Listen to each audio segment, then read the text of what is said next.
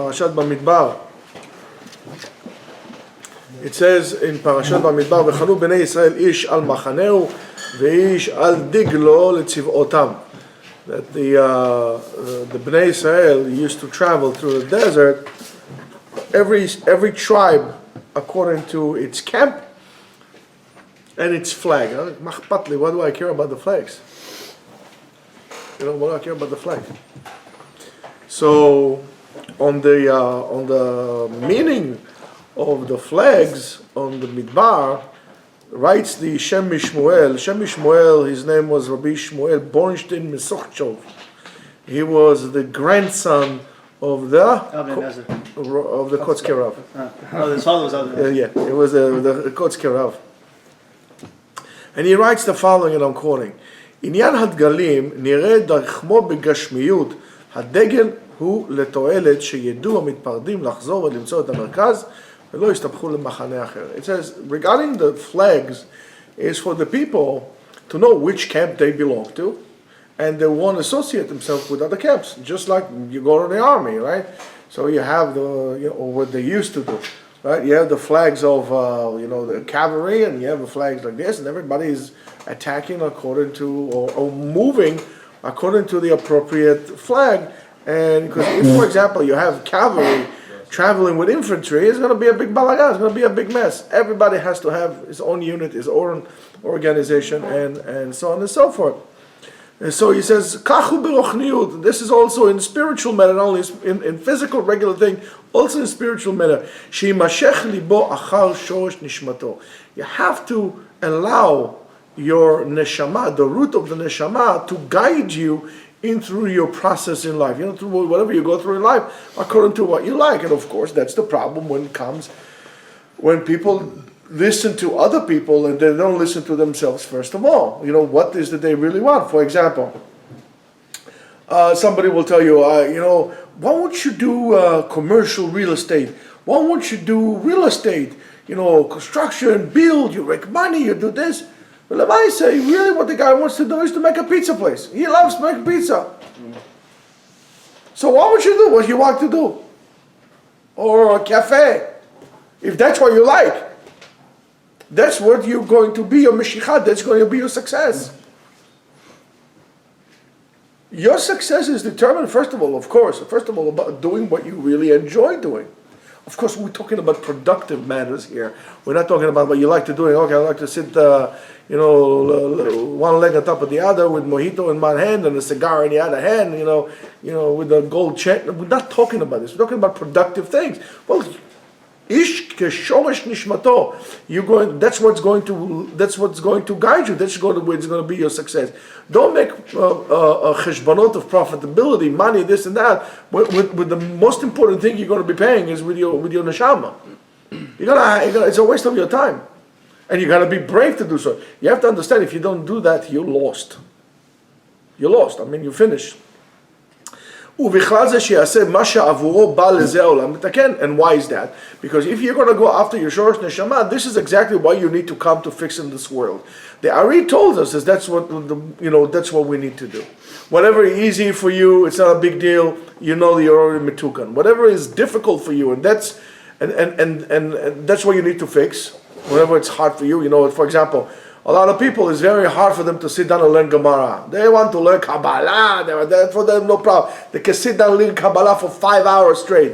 Inyanim, Malachim, Malachiot, Balagan Shalem. Sit down and learn Gemara, Zelo. That's why you came here to be Mitaken. That's why you need to do the Tikkun. The Ari writes that. However, whatever your neshama desires to learn Torah, these are the kelim in which you're going to fix what you need to fix. So you got to listen to yourself. You have to listen to yourself. And it says, "V'chenu deglei malachim," the flags of the malachim. Machane Michael be'ahava. The camp of the malach Michael is love. Machane Gabriel be'yira. Ve'amalachim she'enam. They're not by themselves. Not so that the malachim, they're not by themselves. The leaders of camps, and so on and so forth. And nimshachim kol echad lema sheshayach lo. They go according exactly what everybody needs to go to. Ve'en lo inyan klal b'ma sheshayach lechavero. And there's no business whatsoever whatever his friend is doing. So if all your friends, for example, are in real estate, and you don't want to be in real estate, you want to be, what do you want to be, Eitan? Give me an idea. You want to have a liquor store. That's open a liquor store. A nice idea to open a liquor store in Florida, something nice, nice kosher, whatever it is. You can open it 10 o'clock, 11 o'clock in the morning, so you get up to Hanetz, you have between that and that to sit down and learn Torah. Eze yofi, right? It's the Bach Shemo, all the other construction, the schlepping stuff all day long. Right? Ve'al ken, and because everybody is doing what they desire to do, and everybody is, in terms of the neshama, the shoresh neshama, they let the spirituality guide them. Therefore, en b'hem lo kinah ve'lo tacharut. There's no jealousy and there's no competition. Right? Competition and jealousy comes only because I don't feel fulfilled. If you feel good with what you have, why would you want somebody else have? What somebody else? Yeah, you are very happy with what you have.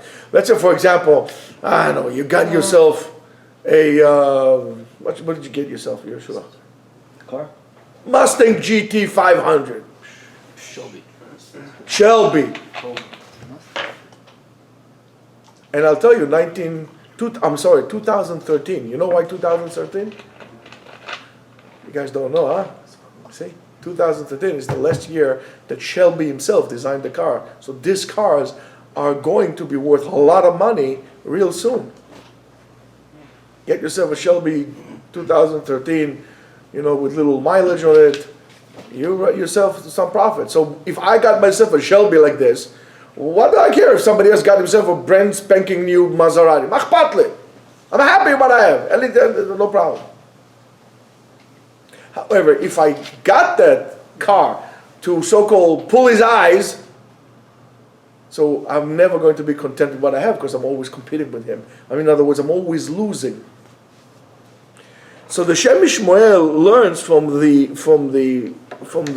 worldly functioning of the flags to something spiritual. And by the way, you can learn a lot about one or the other. How does if you want to learn a lot about the spiritual world, you don't have to go far. You don't have to fly carpets and smoke joints and stuff like this. It's very simple. Look at the world and you'll see what exactly it is. It works the same way. It is designed like that for a reason. It's designed like that so we will be able to navigate ourselves through life and no one be lost. So he learns it like this. It says the physical purpose, the worldly purpose of the flags is to prevent balagan, irbuv. Erev Rav also, Erev Rav, ma'ubav. It's all mixed. And by the way, when everything is mixed, that's no good. Everybody has a specific job. Father, mother, kol be'achad.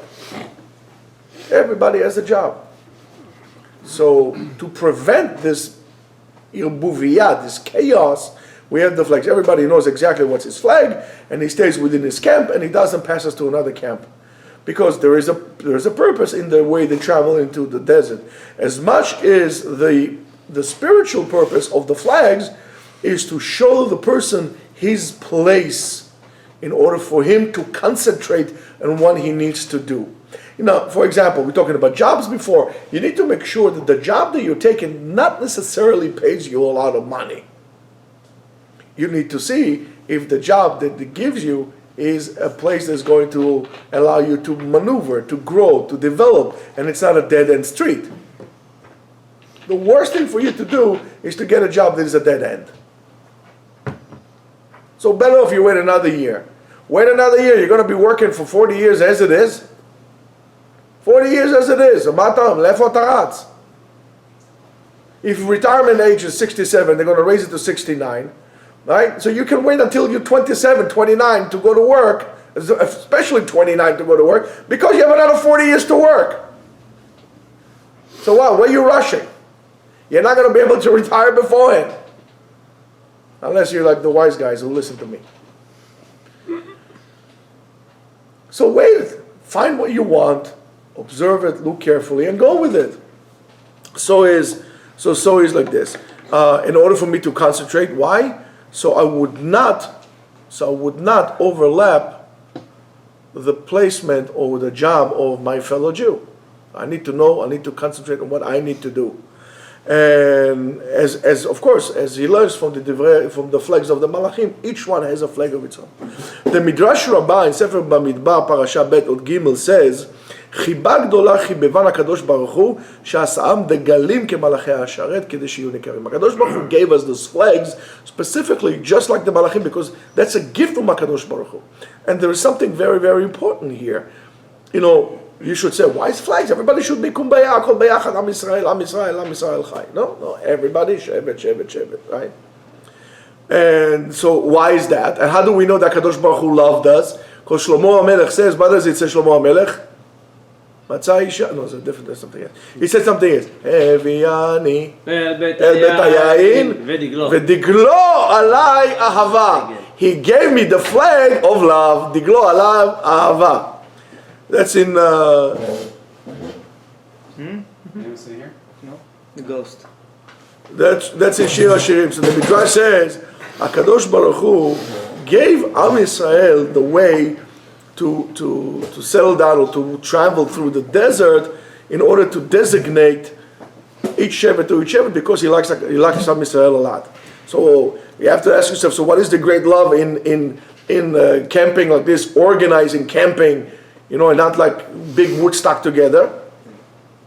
So let's say, for example, if a person wrote a book, right, and he really put a lot of effort in writing the book, and he put a lot of effort in designing the books and the layout of the book. So even though that he knows, right, what's inside the sefer, inside the book, he's going to keep on looking at it and turning it and examining it. I mean, even though he knows it, but it's not going to happen with a guy who just bought the book from Amazon or from a bookstore. He's not going to, oh, that's nice to cover, and that's it. How many of us actually pay attention to the cover of the books, even for Sfarim?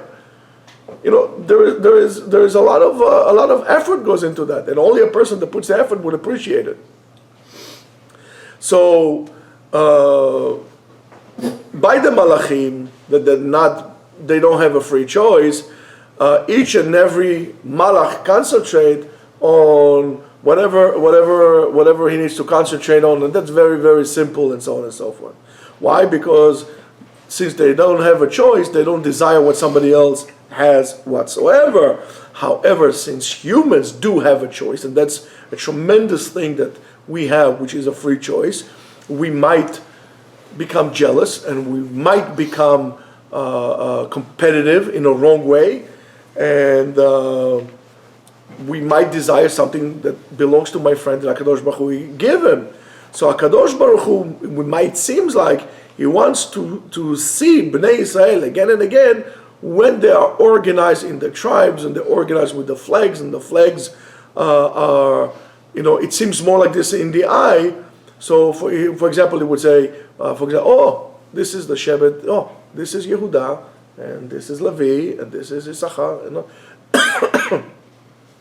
The same thing is that a person, for example, the Havdil, likes to count his money. How many times can you count your money? Okay, let me just count it one more time. Or if you have diamonds, right? How many times can you look at your diamonds? I know diamond dealers that all day long we're just looking at the same parcels over and over again. I said, well, what's wrong with you guys? Are like, what are you, autistic or something? I was like, how many times you can look? Okay, look at put it like this and move on. But yeah, they really love it and they enjoy looking at it. Wow, what a good deal, you know. And so that's the chibah, that's what it is. So HaKadosh Baruch Hu, HaKadosh Baruch Hu really can count, you know, us, whether we are organized or we can appreciate whether they're organized or we're all mixed together. But he commented Am Yisrael will camp in a way that it's going to look organized to the human being as well, to show us how much he likes us. Everybody has his place, and it's very, very important to know everybody has its own unique place, and every shevet is important. You want to destroy a kid, make sure to tell him that he doesn't have a place, that you can do without him. You want to make a kid important, you want to make a kid productive, you want your kid to feel good, make sure that you know that the kid knows that there is a place for him and nobody can take his place for him, and so on and so forth. If they have a new siblings, if they're just born or they're 30 years old or 40 years old, whatever. Everybody has its place. And it doesn't make a difference if you're married, if you're a boy and a girl, you leave your parents' house. As they say in Yiddish, you're always going to be my baby. Right? It doesn't make a difference. Believe me, that's true. I mean, my kids, Baruch Hashem, are getting married, and they're always going to be my babies. I always look at my oldest daughter, and she's always going to be this little girl that I used to, play with. We used to, run around and pulling weeds in the garden, and my boys used to go. I mean, they're always. Doesn't make a difference how big they are or how old I get. So, but this situation might change, and so therefore, and it says, "V'chen yiyu Yisrael la'atid." כשיהיו ברום המעלה, as it says in ספר ישעיהו, פרק י"א, פסוק י"ג, where they're going to be at the peak of their existence, Ephraim לא יקנא את יהודה. Shevet Ephraim is not going to be jealous of Shevet Yehuda, because they always had a problem. And as Chazal says in Bereshit Rabbah, סוף פרשה ל"ד, ונתתי לכם לב בשר. לב בשר, אל תקראו בשר, אלא בוסר. Bosser means a pure heart. Bosser like Grapes. anybody's desiring to eat an unripened fruit? No. But you see a ripened fruit, you want to eat it. Lev Bosser, a heart that does not desire. Especially not what is not yours. So, and when they reach this level, everyone is going to be davuk b'shorish nishmato, and his heart is going to desire only what belongs to him, whether it's beruchniut or begashmiut. And by the way, you can reach this level today if you're just going to start living your life in such a way that you understand. You look at the bracha that you have. But the reason, again, what we desire what somebody else has is because we don't appreciate what we have. So start appreciating what you have. See the bracha that HaKadosh Baruch Hu gave you in everything you have. And it doesn't make a difference if it's old or it's new. And you realize that I'm a lucky guy. I'm a lucky guy. So argument's sake, so let's say your wife does not really know how to cook well. One of those, she doesn't know how to cook well. Okay, so what? But Baruch Hashem, your wife is tzanua, and she's pleasant, and she's isha Torah. She's trying very hard. She raises your kids, b'derech HaTorah, be'ahavat chachamim, be'ahavat HaTorah. In Ribono Shel Olam, what can a man ask for more? What could you ask for more? So you want a wife that looks terrific and she makes good food, but she doesn't care about Torah or the education of your kids? Klala. You're going to be fat and dumb. And you're going to get off the derech and your kids. So you look at what you have. So if, let's say, for example, let's say you look at your kids are not the biggest mutzlachim, they're not the Albert Einsteins, Okay, so, Baruch Hashem, you have a kid. You know how many people don't have kids and will die to have any kind of a kid, just a kid? So what are you complaining? If your kid gives you a hard time and I'm going to tell you, so give me your kid. That's it. You're never going to see your kid. Tell you to Achshav, you're never going to see your kid ever again. You're going to do it? You're not going to do it. So why are you complaining? Baruch Hashem, you have a kid. There's a bracha in that. There's a bracha in that. And maybe because they're not such big Albert Einsteins, they're going to have people יראי שמיים, מכבדי חכמים. מה אתה צריך יותר בחיים? ריבונו של עולם. What does a person need more? We are not looking at life appropriately.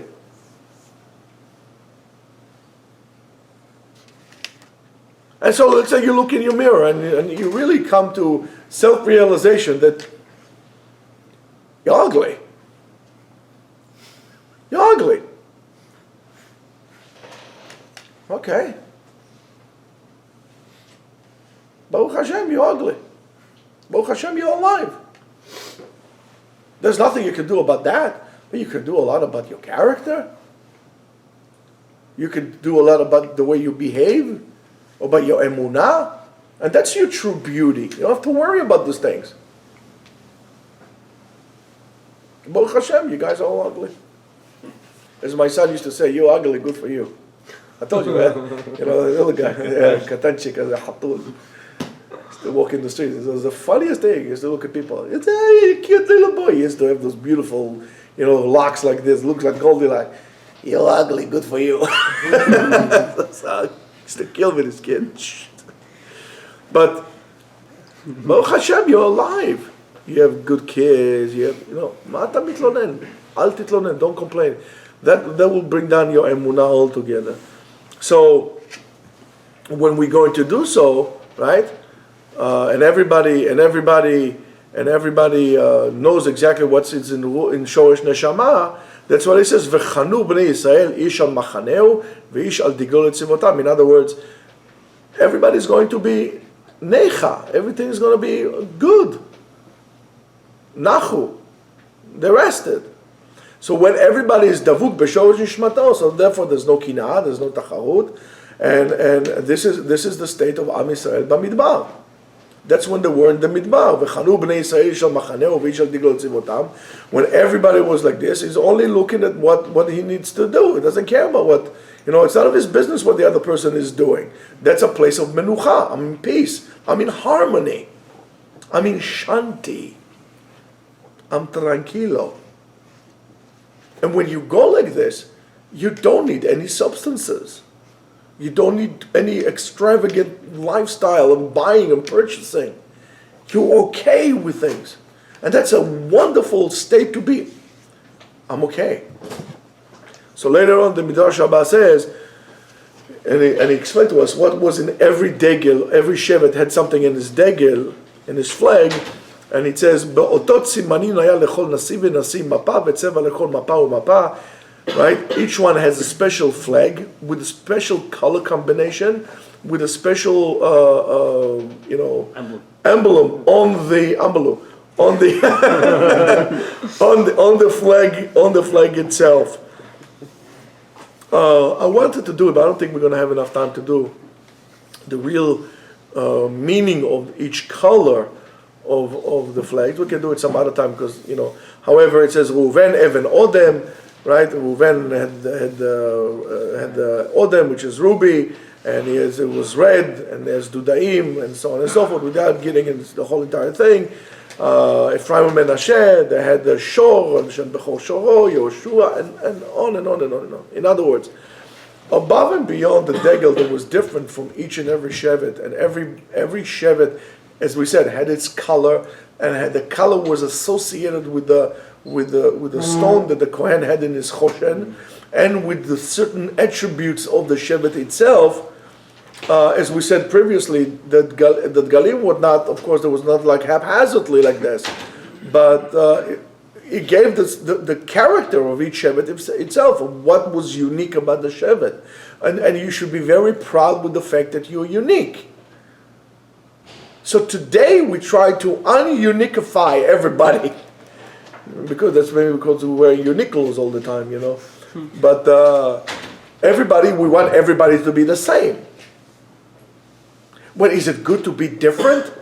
Well, if you show with what you're good at different, and what your true character is that, and the importance is that the colors were, as we said before, were the representing of the colors of the choshen of Aaron, to show that all together they connect to the spiritual, to the choshen, to what the Kohen was wearing on his heart together when it comes to the Kodesh. And also the Chaniyah, when they rested in Shiftei Israel around the Mishkan, they were all surrounded in the four winds, and the Mishkan was exactly in the middle to represent it. The Mishkan is the heart of Am Yisrael, and whatever the Mishkan associate himself with. Now, of course, in the flags we also have the element of every shevet with his inheritance, with his nachala, and the part of the bracha of Yaakov, that Yaakov to every shevet, and so on and so forth. So, if we're going to see, so each and every, there's a contradiction here.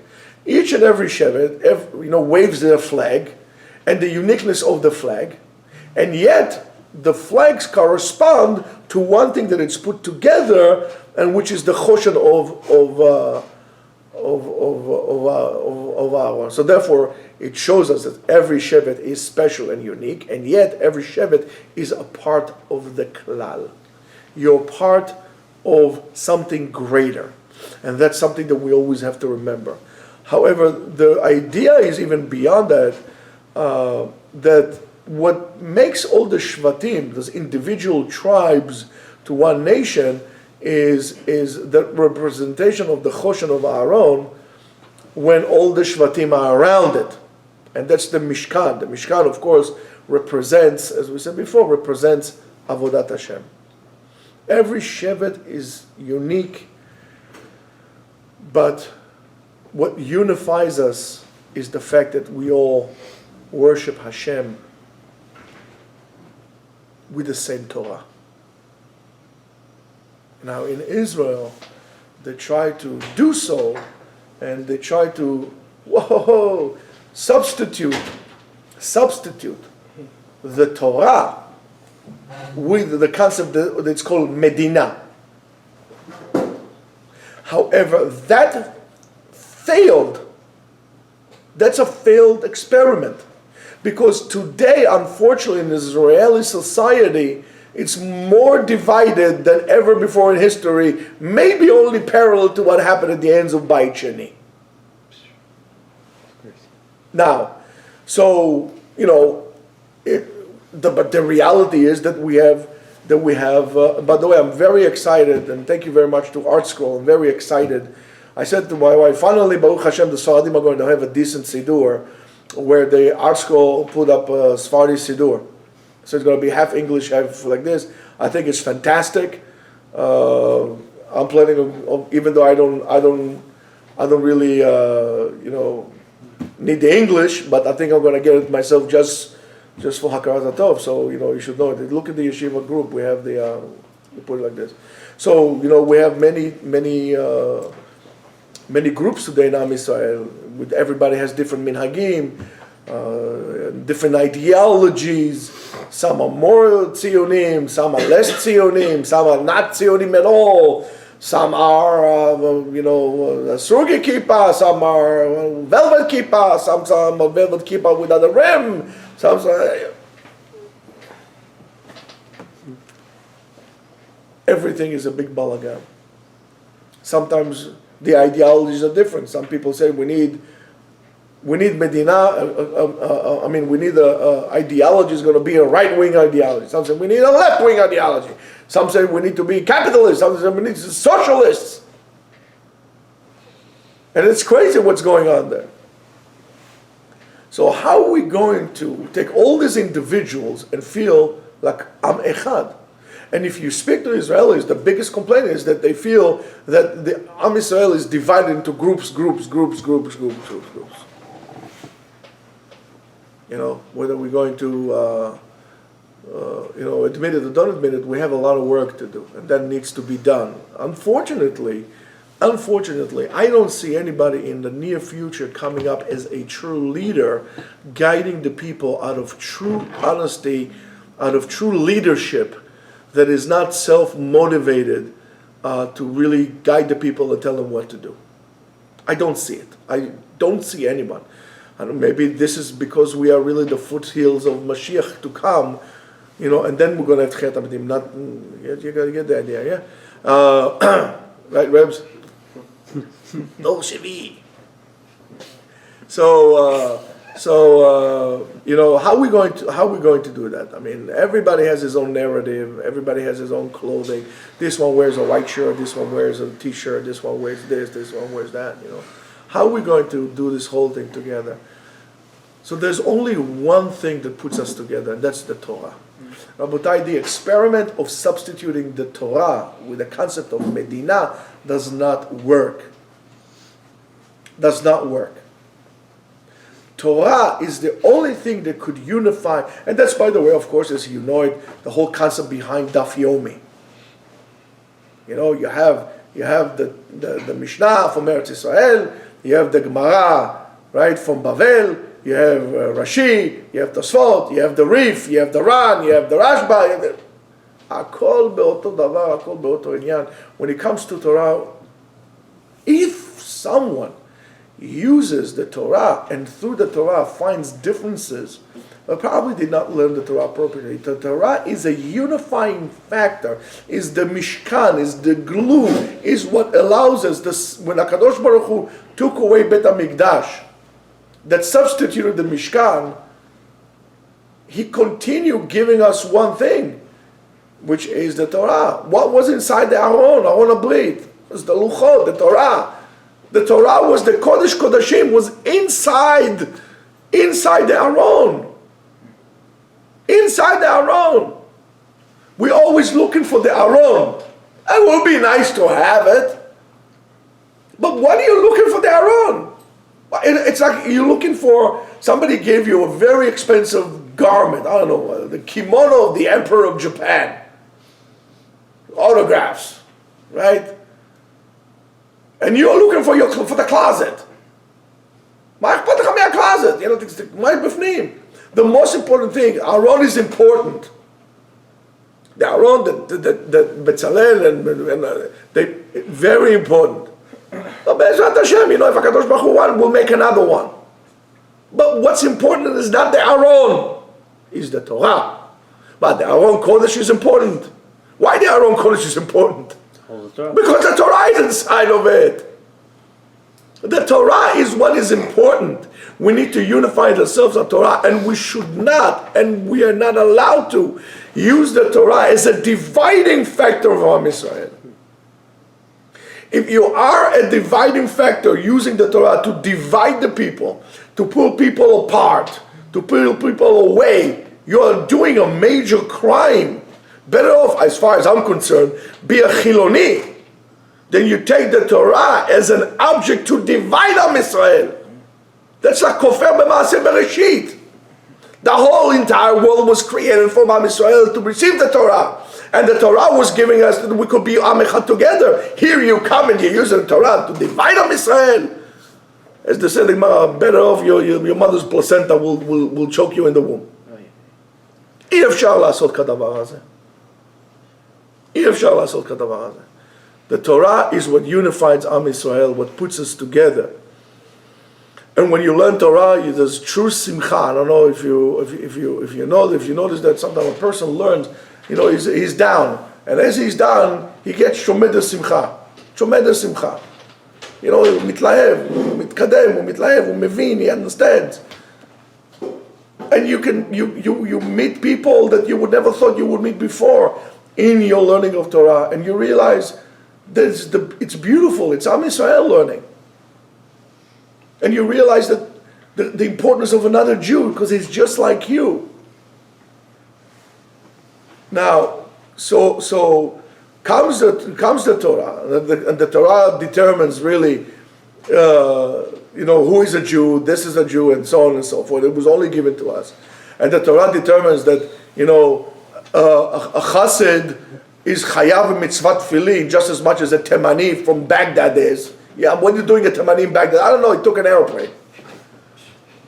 Right? Or a chassid in I don't know where, we all put in the same tefillin. What, Hasidic tefillin shel Rashi is different, but they go sideways. What temanim, they put zchuk on the tefillin. Lamad, akol tamim tefillin, akol oto davar.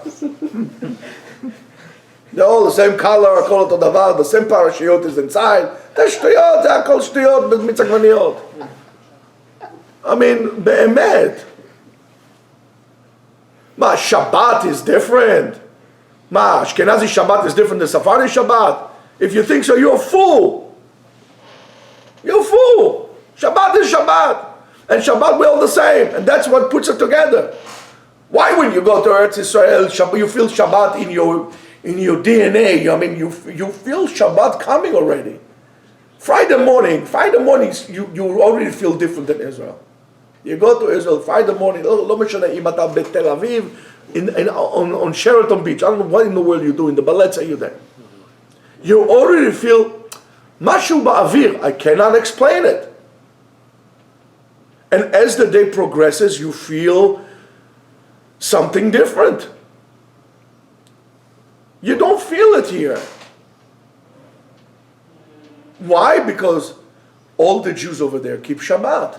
Even secular people light candles. Even secular people do Shabbat different. Okay, but they don't do it the same way as we do. They don't do it the level they should.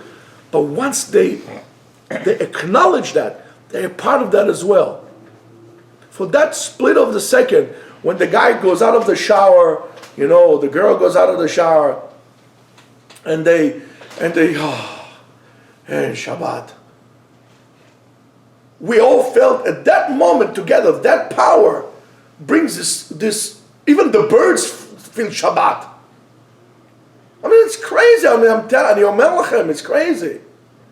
It's something, you go to Israel to do, it's something out of this world. It's supernatural what is going there. I mean, it's spiritual. You feel this thing.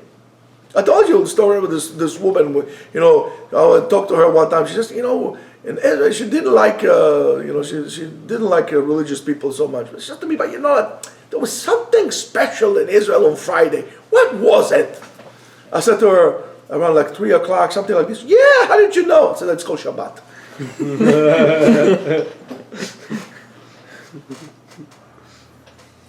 It's called Shabbat. You feel it. They're saying like, you feel this. I didn't know you're there. So we're all the same in this. We're all the same. That's what put us together. And when the Shabbat puts us together and Olam Israel does it together, then all of a sudden we feel this. We feel this. Even if it was split of a second, if the guy is secular and after that is going to put, I don't know what, Eurovision or turn the AC on or go to the car, Rahman al will go somewhere. But he felt that. For that moment, we were all together. Shabbat puts us together. And we should be able to take this and use it appropriately to bring it like this. We should celebrate the individuality, the beauty of the individuality of each and every one of us, because HaKadosh Baruch Hu wanted it like this. To utilize, when you bring the individuality, you bring the uniqueness, and you acknowledge and appreciate the uniqueness of your fellow Jew, and you explain to him that he's a part of something great, then you utilize it for the purpose of holiness, of kedusha, and that's what it is. And that's how it's going to be. That's what the Torah teaches us in this week's parasha, that we all bound down to the Torah and to the mitzvot. By the way, let me just finish. It's not only regarding Am Yisrael. All the prophecies in the Tanakh, as we says, La'atid Lavo, that that prophesies on oneness of the whole entire people of the world, are not just talking about just like unity, like we all kumbaya, we all get together and so on and so forth, but it all means that all the nations in the world would worship Hashem, one God, under one God. Everybody will worship HaKadosh Baruch Hu. That's what's going to bring, by the way, world peace. World peace is not going to come because we're going to allow all the Mexicans to come in and we're going to give them freebies. World peace is not going to come when we're going to let the Arabs do whatever they want or the Chinese do whatever they want. World peace is when all the nations of the world would realize that Hashem, Vaya Hashem lemelech al kol haaretz, bayom hahu, yeh Hashem echad u'shmo echad. That's going to bring world peace. Not politicians, not anything, and the peace to Israel is not going to come because we're going to give him this, and we're going to give him that, and we're going to give him this. If you're going to keep my mitzvot, remember, we learned Bechukotai. If you're going to keep my mitzvot, then atati shalom ba'aretz, I'll give peace in the land. You're not going to you do what I said, okay, you're going to get zapped. That's the way it works, Rabotai. So if you really want to have peace with the Arabs, it's very simple. Keep Shabbat, keep the mitzvot, and nobody will bother you. You want peace in the world? First of all, start with an example. Take an inventory of all your good qualities, and when you and concentrate on your good qualities. Also, when you see people trying to concentrate on what good it is in a person, trying to find the good point on everyone, and then concentrate on that. By concentrating on the good, you bring about the good, the tov in the person. That by itself will help us more to be unified. Encourage people to learn. Encourage people to learn. It doesn't make a difference how much you learn. You'll always learn more, first of all. You could always learn more and you could know more. Don't ever say, אני תלמיד חכם.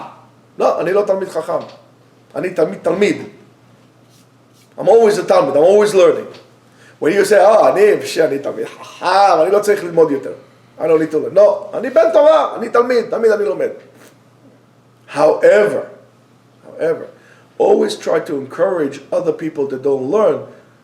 Make yourself available. Push them to learn. Encourage them to learn. Support them with your learning. Set time with them. Say, listen, you want to learn? Say, come and sit down and learn with you. I'll learn with you. Not every day. Once a week. Come, we'll learn one-on-one. That's what the job of all of us should do. That's the responsibility. That's called caring. Responsibility, caring. That's what will eventually become leaders. You want to know why they're no leaders? It's because nobody cares. Nobody cares because nobody appreciates. Rabotai, we have a lot of work to do. Shavuot is around the corner. Shavuot kol Am Yisrael hayu beyachad. Try to make at least this Shavuot a beginning of a unifying milestone in Am Yisrael. Try to bring it together. Try to support people. Try to support institutions that learn. Don't go after places that give you fame and glory, and they tell you they'll sell you, they sell you books, and they give you this and they give you that, and and fundraisings and all kind of stuff like this. Go to places that support learning, promote learning, and accept people for who they are. Be a part of something greater than that. Stay away from people who are self-propelled and self-interest. Go to places where HaKadosh Baruch Hu in His Torah is the only interest. Shabbat Shalom and Chag Shavuot Sameach.